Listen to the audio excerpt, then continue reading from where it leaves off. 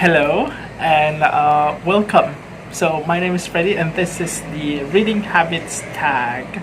I'm filming at the balcony right now because I don't know, I just felt like it. Pretty sure you'll be hearing a lot of sounds outside throughout this video. So I was actually tagged by Shannon from That Sopo a couple of months ago, and finally I have the time to do this tag, and this is a really fun one and also very nice, relaxing one. So enjoy. The first question is, do you have a certain place at home for reading? I don't really have a certain place at home. Sometimes I read in my room. Sometimes I read the living room. My room is nice because it has privacy. Of course, that's a given. The living room is nice because it has excellent lighting. So my bedroom does not really have good lighting. So you'll see from some of my videos that I recorded, especially in the evening, you'll see that they have substantially different grainier quality, and that's because my bedroom does not have really good lighting. But the living room, with its incredible lighting, it's not really good in the sense that people are there. It's a shared space, so you don't have as much privacy in reading. You don't have as much quiet. There's another place that I really love though when it comes to reading, and that's the toilet. And the reason why, it's because the toilet has impeccable privacy, and it also has an equally impeccable, although a little bit inexplicable, lighting. I'm not sure why the toilet has the best lighting in my house, but I find that my reading is wonderful in the toilet. Sometimes I do my reading while taking my shower, but of course I can't do that all the time. It would be weird for me to stay in the toilet for a long time. Anyway, those are the three places that I would read at home. The next one is bookmark or random piece of paper. So lately I've been trying to be a little bit more proper, and so I've been starting to use bookmarks. Although I have been receiving bookmarks, nice, proper bookmarks, whenever I order books online. Those bookmarks tend to be really beautiful and cute that I don't want to use them. So I would ended up using something else instead. And so now I actually have a stack of bookmarks unused, but still have that really sharp edges, and I use other stuff instead, like envelopes. I use medical appointment cards. I use receipts. Sometimes I use a piece of bread, but that was only for temporary use. I don't use bread for long-term purposes, because obviously it will be moldy and I won't be able to consume the bread afterwards. So the third question is, can you just stop reading, or do you have to stop after a chapter or a certain number of pages? I think I have to stop reading at least after I finish a sentence. It does not make sense for me to kind of just stop reading mid-sentence, but it doesn't have to be after I finish certain pages or chapters. I can stop mid-chapter, I can stop mid-page, because stopping for me, it usually is because I feel tired. So even if I continue reading, it wouldn't make sense, it would be meaningless, because all of the things that I read after I realize that I feel tired would not be registered into my head. So it would be just me physically reading, physically viewing the words, but all the meaning is just left floating outside my head. So it doesn't make sense. So I am certainly able to just stop mid-chapter or mid-page. The fourth question is, do you eat or drink while reading? So this one is a pretty, it's kind of a conundrum for me because I find it really difficult for me to eat or drink while reading because most of the time I have to use my hands to hold the books. Sometimes the book can be held with only one hand, but sometimes I have to use both of my hands. So whenever I use both of my hands, I find it kind of impossible for me to eat, at least. At least for drinking, I can use the straw. But if it's the hot stuff, hot beverages, I won't be able to enjoy that while reading. So I find it really strange how other people manage to do that. I feel like they are kind of like an athlete in a way that they are able to juggle reading and consuming edible items. So it's difficult, but I admire those who can do that. I really enjoy looking at them. It's kind of like seeing people walking around with a cup of coffee in their hands. They look so cool. But then I realized that I won't be able to do that because I don't like coffee. So yeah, it's one of those things that you see, that you look as like really cool when other people are doing it, but then for you it's kind of like impossible. Like, how on earth do you do that? But anyway, number 5, multitasking, music or TV while reading. No music, no TV while reading because I can only focus on one thing at a time. Only one thing. So 6, one book at a time or several at once. I used to be an exclusively monogamous reader, but then lately I have been becoming a little bit more promiscuous in my lifestyle. I think a month ago I have been juggling like at least 10 books, but then something came up.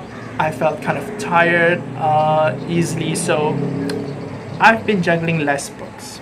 So I think as of right now, I'm only juggling actively 3 books, or 4, or 5, I can't remember, but it's around that number.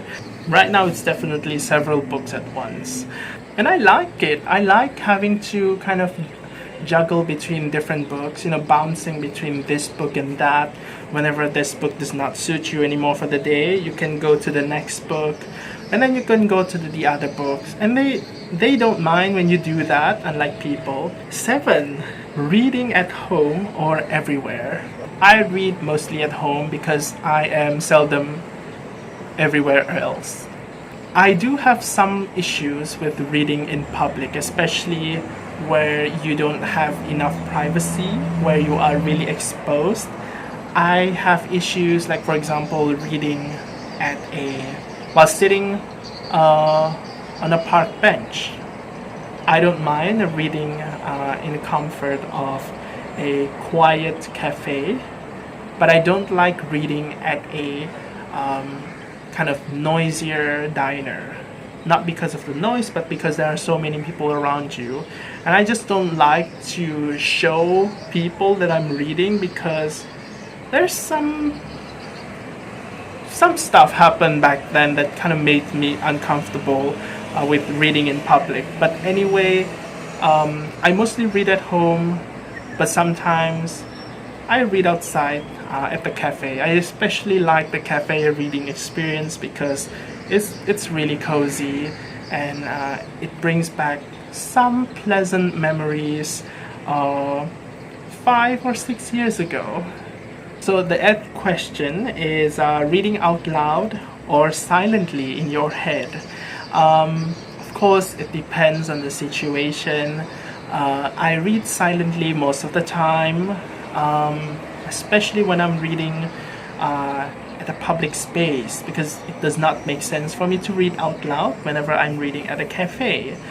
But I would have the tendency to actually read out loud whenever I'm alone at home, but not all the time. It's only during when I find it really difficult to pay attention to the book, when I'm having such level of anxiety that I just can't focus. So I have to kind of use that kind of physical exertion that reading out loud would produce in order for me to focus more, or at least to be able to focus more on the books I'm reading.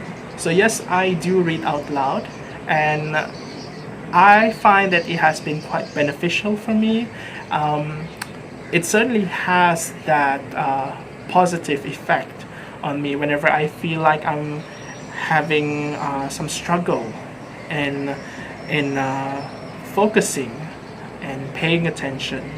So yeah, I do both of them, but most of the time I read silently. Number 9 is, do you read ahead or skip pages? I don't skip pages when it's novels.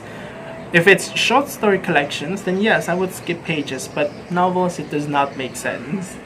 Number 10, breaking the spine or keeping it like new. This is a pretty tricky one because I like to buy secondhand books, and secondhand books sometimes, if not usually, their spines were already broken or have some crease lines. So I would just break them because I find that if I open the book as big, as wide as possible, I find the reading to be much more satisfying.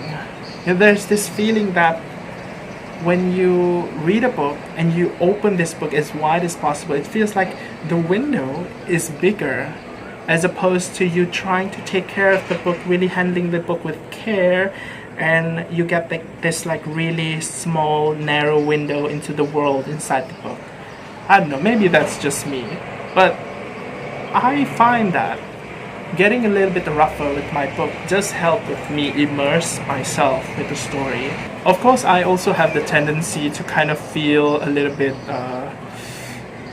scared, especially when it comes to new books, because new books, they look so pristine, and you just have this desire to keep their pristine nature intact.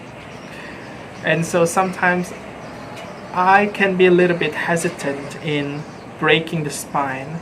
But I guess eventually, after a while, new books can turn into secondhand books in a way, after being thrown around the room or being sat on or being slept on. Eventually, I think I could be at the point where I could treat them like secondhand books. So yeah, it all ends well. Number 11, do you write in your books? I don't write in my books solely due to the fact that I do not know what to write in my books. I'm not the kind of person who keeps notes. I like to flag. I like to use tabs. But even my tabs are just empty flags. I don't put notes on the tabs. So yeah, none of my annotations were actually written annotations. They were mostly mental. It's kind of like I'm flagging something, but it's just a flag, so I wouldn't know what it is. So I just have to look at the page in order to see what actually I was flagging it for. But no, I don't write in my books. I don't have the habit. And again, it's kind of similar situation with eating or drinking while reading. It's kind of difficult for me to write because sometimes I have to hold the books with both of my hands, so writing is impossible. So that's the end of this video, and I hope you enjoyed it. I'm gonna tag Jyotsna from Jyotsna's Bookscapades, and also Ed from Gagging for Lit. So that's it for this video, and I'll see you again in a different one. So until then, take care, thanks for watching, and bye!